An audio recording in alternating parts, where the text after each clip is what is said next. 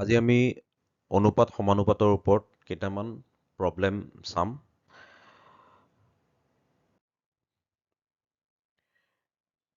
এই প্ৰব্লেমটো আমি কেনেকৈ সলভ কৰিব পাৰোঁ। এ বি চি যেতিয়া তোমাক এনেকৈ দিয়া থাকিব তুমি সেইটো তলত 5 9 লিখিলা, বি আৰু চি কিমান লিখা আছে 7 4। এতিয়া নেক্সট ষ্টেপটো হৈছে তুমি এনেকৈ পথালিকৈ চাবা খালী জেগাবিলাক। ইয়াতে খালী জেগা ক'ত আছে, ইয়াত আছে আৰু ইয়াত আছে। সেই খালী জেগাটোত তুমি তাৰ ওচৰৰ নাম্বাৰটো লিখি দিবা 9। ইয়াতে ওচৰত কি আছে 7। 7 5 গুণ তাৰপিছত পূৰণ কৰি দিয়া। 7 5 গুণ 35, 63 আৰু 36। এইটোৱে হৈছে এনচাৰ। যদি তোমাক ইয়াতে আৰু এটা দিলেহেঁতেন যে C/2 দি থ'লেহেঁতেন, ছাপ'জ 1:3 দিছে তোমাক, তাৰপিছত তোমাক উলিয়াব দিছে suppose A/2 B/2 C/2 D উলিয়াব দিছে, তেতিয়া আমি কি কৰিলোহেঁতেন একেই নিয়ম C D। ইয়াতে কি আছে 5 9 7 4, এতিয়া নতুনকৈ আহিলে 1 3। এতিয়া আমি খালী জেগাবিলাক চাই লওঁ। এইকেইটা খালী আছে হৰাইজণ্টেলি। খালী জেগাবিলাকত আমি কি কৰিম তাৰ ওচৰৰ নাম্বাৰকেইটা বহাম 9 9, এইপিনে 4, এইপিনে 7। এইটোত কিমান হ'ব 1 1 হ'ল। এতিয়া পূৰণ কৰি দিলে হ'ল। 7 5 গুণ 35, 7 9 গুণ 63, 4 9 গুণ 36। ইয়াতে কিমান হ'ব 4 3 গুণ 12, 12 9 গুণ 108 হ'ল। এইটো মেথডত এইটো কৰা যায়। এটা থিয়ৰী তোমালোকক দিব বিচাৰিছোঁ।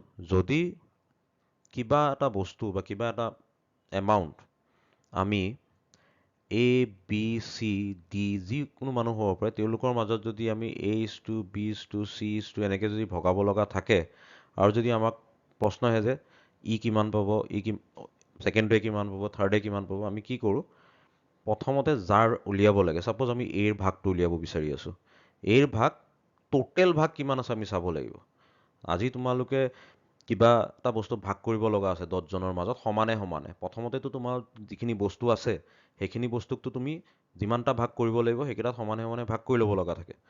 তে তলত যে ৰেচিঅ'বিলাক যে দিয়া থাকে সেইকেইটাক প্লাছ কৰিব লাগিব আমি যিমান থাকে। তাৰপিছত যি বস্তুক ভাগ কৰিব দিছে টোটেল সেইটোৰ লগত আমি পূৰণ কৰিব লাগে। ফৰ এক্সাম্পল তোমাক যদি 10ক আমি ক'লে যে এ আৰু বিৰ মাজত 2:3 ভাগ কৰিব লগা হৈ আছে, ত আমি কি কৰিম এ হৈ যাব কিমান, এ হৈ যাব 2, এ কিমান ভাগ পাব 2, টোটেল ভাগ কিমান আছে 5, আমি কি বস্তুক ভাগ কৰিব লগা আছে 10ক। এনেকৈ কৰিলে আমি এৰটো পাই যাম। হ'ল। এতিয়া আমি কুৱেশ্যনটোত আহোঁ। কুৱেশ্যনটোত সুধিছে যে আমি 981 টকা দুজনৰ মাজত ভাগ কৰিব লাগে 5:4। 5:4 মানে টোটেল কিমান ভাগ কৰি ল'ব লাগিব প্ৰথমতে 5 + 4, 9 ভাগ কৰি ল'ব লাগিব আমি। এই যে 981 টকাটোক প্ৰথমতে আমি 9 ভাগ কৰি ল'ব লাগিব। 9 ভাগ কৰিলে প্ৰত্যেক ভাগত কিমানকৈ পৰিব, ইমানকৈ পৰিব। আমি ইয়াক যদি দিব লগা থাকে আমি কিমান ভাগ দিম 9 ভাগৰ 5 ভাগ। এইটো পূৰণ হ'ব এতিয়া এইটো।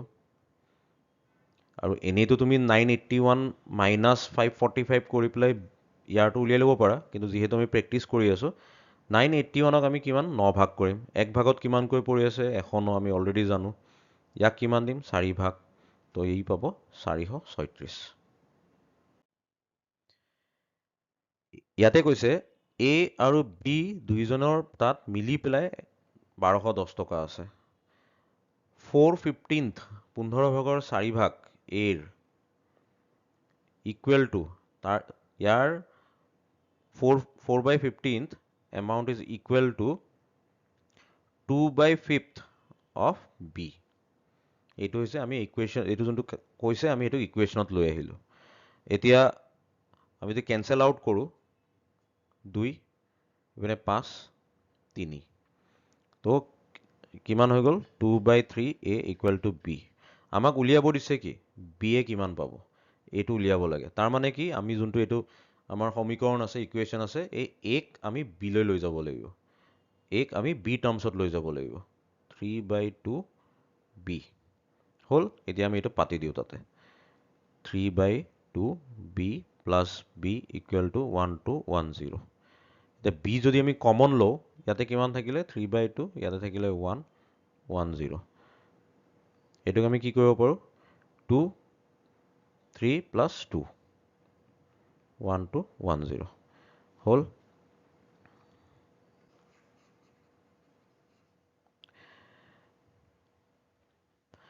তাৰ মানে এটো কিমান হৈ গল এইটো equal to 1 to 1 0 তাৰ মানে b কিমান হ'ব 1 to 1 0 এটোক যদি আমি ফ্ৰেকশনটোক যদি এপিনে লৈ যাও উল্টা হৈ যাব 2/5 5 2 গুণ 10 21 5 4 গুণ 20 10 5 2 গুণ 10 মানে এটো হ'ব এনসার কিমান হ'ব 242 into 2 মানে 484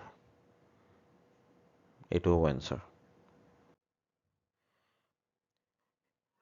আমি যেতিয়া প্ৰফিট শেয়াৰিংৰ কথা পাতো তাতে সব আটাইতকৈ ডাঙৰ বস্তু হৈছে কোনে কিমান টকা কিমান টাইমৰ কাৰণে লগালে মানি ইনটু টাইম হেতু হিচাপত প্ৰফিট ভাগ হ'ব ইয়াতে কৈছে এ বিজনেছত আমি 70k লিখি আছো এটো কাৰণে যাতে আমি টাইম বচাব পাৰো 70000 লিখিলে এক্সট্ৰা অলপ টাইম যায়গৈ লিখোতে এটা বিজনেছ আৰম্ভ কৰিলে বিএ কি কৰিলে তোমাৰ প্ৰথমতে ইনভেস্ট কৰা নাছিলে কিন্তু বিএ কেইমাহমান পিছত ইনভেস্ট কৰিলে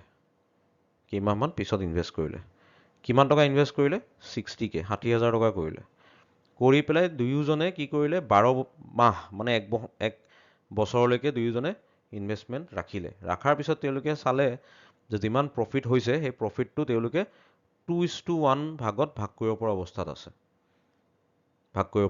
আছে 2:1 তো আমি চাই লও যে বস্তুটো 2:1 কেনেকৈ হৈ আছে এতিয়া আমাক লাষ্টত কি কৈছে after how many months did B join বিয়ে কিমান মাহৰ পিছত বিজনেস জয়েন কৰিছিল এটো প্ৰথমতটো কৰা নাছিলে আমি ধৰি ললো হি x মাহ পিছত কৰিছিলে বিয়ে আৰু এটো কি এটো 12 মাহ বছৰৰ শেষ বিয়ে যদি x মাহ পিছত কৰিছিলে তাৰ মানে বি 12 মাহ মাইনাস x ইমান মাহৰ কাৰণে হি ইনভেস্ট কৰিছে এপিনে ধৰিলে তোমাৰ 3 মাহ যদি হয় বাকি 9 মাহৰ কাৰণে কৰিছে 12 মাইনাস x এতিয়া এৰ আমি দুইজনৰ এতিয়া মানি ইনটু টাইম উলিয়াম মানি ইনটু টাইম ই কিমান 70000 12 মাহৰ কাৰণে কৰিছে বিএ কি কৰিছে 60000 60000 12 মাইনাস x মাহৰ কাৰণে কৰিছে আৰু আমাক কৈছে যে এই যোনটো প্ৰফিট শেয়াৰিংৰ যোনটো অনুপাত এই অনুপাতটো কিমান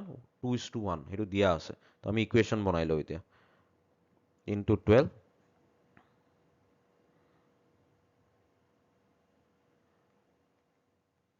এটো অনুপাতটো কিমান 2:1 ওকে k ক্যান্সেল 0 ক্যান্সেল 2 6 গুণ 12 মানে আমাৰ এটো হৈ গল 7:2 ওপৰত তোমাৰ কিমান থাকিলে 7 আৰু 6 তলত থাকিলে 6 12 মাইনাস x আৰু ইপিনে 1:1 মানে 1 ইপিনে 42 হৈ গল আৰু এটুক যদি তুমি ইপিনে লৈ আহা তে কিমান হ'ব এনেকুৱা হ'ব 12 6 গুণ 72 আৰু ইপিনে 6x এটো সদায় সাৱধান হ'ব লাগে এই বস্তুটো দি কেতিয়াবা পূৰণ কৰিবলৈ বাকি থাকি যায় যেটো ভুল হয় এটা কিমান হ'ল 72 আমি যদি এটা 6x ক যদি বাওপিনে লৈ আহো 6x মাইনাস টো প্লাস হৈ যাব আৰু ইপিনে কিমান হ'ব 72 মাইনাস 42 ইকুৱেল টু 30 তাৰ মানে x ইকুৱেল টু কিমান হ'ব 30/6 ইকুৱেল টু 5 তাৰ মানে বিয়ে 5 মাহৰ পিছত বিজনেসটো জয়েন কৰিছিলে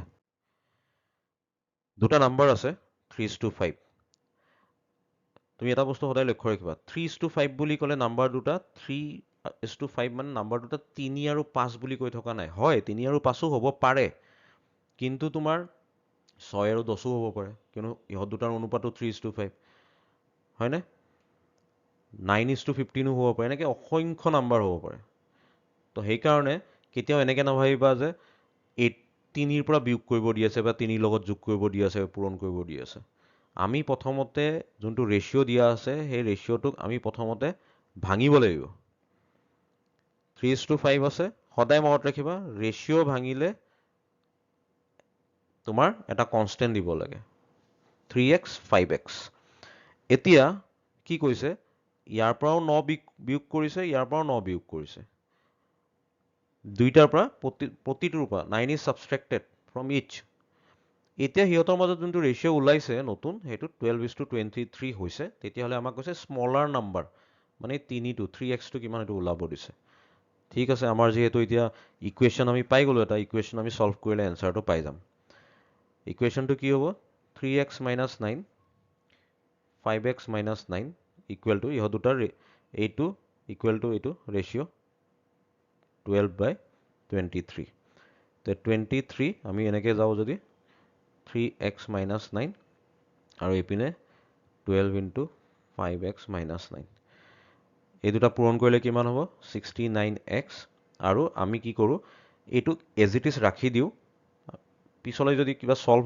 ইজি হয় সেইটো কাৰণে আশা কৰি পেলাই ৰাখি দিছোঁ পিছত চাম আমি এতিয়া পূৰণটো নকৰোঁ 69 এইপিনে 60 আমি যদি 60ক বাওঁপিনে লৈ আহোঁ মাইনাছ হৈ যাব 69x - 60 হৈ যাব আৰু এইটোক যদি আমি ৰাইট চাইডে লৈ যাওঁ এইটো হৈ যাব 9 into 23 এইটোতো আগৰ পৰা আছেই 9 into 12 ইয়াতে তুমি চোৱা 23 যদি কমন লোৱা দুইটাৰ পৰা সৰি দুইটাত তোমাৰ কি আছে 9 আছে আমি যদি 9 কমন লওঁ দুইটাত ইয়াতে কিমান থাকিব 23 minus 12 আৰু ইয়াতে কিমান থাকিব 9x এতিয়া 9 9 কেনচেল হৈ গ'ল কেনচেল হৈ যোৱাৰ পিছত আমাৰ খালি এটা ষ্টেপ থাকিলে xৰ ভেলু উলিয়াবৰ কাৰণে x ইকুৱেল টু কিমান হ'ব 23 minus 12 আছিল নহয় 11 কিন্তু এইটো আমাৰ উত্তৰ নহয় আমাক উলিয়াব দিছে সৰু নাম্বাৰটো আছিলে 3x so 3 into 11 equal to 33 will be the answer